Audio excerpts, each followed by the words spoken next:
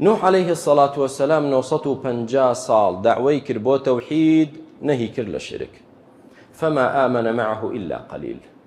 کەس ئیمانی پێ نەهێنا ئیلا کەمێکی کەم نەبێت لە دوای ئەوە نەدەگەڕا سەرنجی جەماوەر بۆ خۆی ڕاکێشێت لە دوا ئەوە دەگەڕا جەماوەر لە دۆزەخ ڕزگار کا بەرەو بەهەشتی ببا و خوا لە خۆی ڕازی کا پێغەمبەری وایە دێت ڕۆژی قیامەت عليه الصلاة والسلام ومعه الرجل والرجلان ويأتي النبي وليس معه أحد پێغەمبەری وایە لە هەموو ئومەتەکەی پیاوێک دوو کەس وەڵامیان داوەتەوە هەیە ڕۆژی قیامەت کە دێت ئەی کوا ئومەتەکەت یەک کەس لە ئومەتەکەی باوەڕی پێ نەهێناوە بەڵام نەچوو دینی خوا بگۆڕێت دینی خوای نەگۆڕی نەبۆ دەسەڵات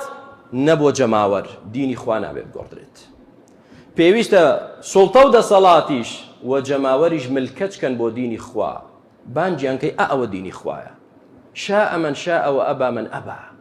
چێ پێی خۆشە پێی خۆش بێت چێ پێی ناخۆشە کوردەواری دەڵێ ئاوی سارد بخواتەوە ئەوە دینی خوایە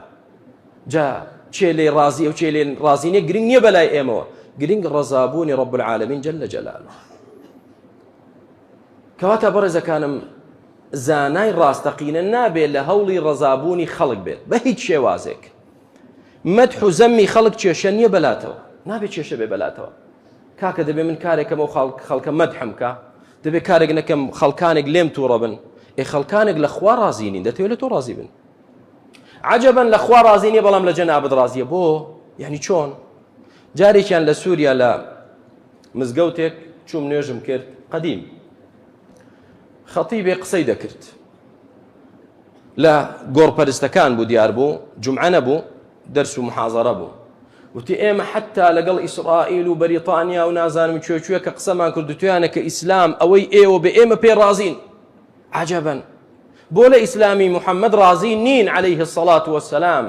بۆ لە ئیسلامەکەی تۆ ڕازین دیارەوە ئیسلامی تۆ ئەوە نییە کە پێغەمبەر عليه الصلاة والسلام لەسەری بوو بۆیە براکانم زانای ڕاستەقینە کە سوود بە خەڵکیش و بە میلەتیش دەگەیەنێ و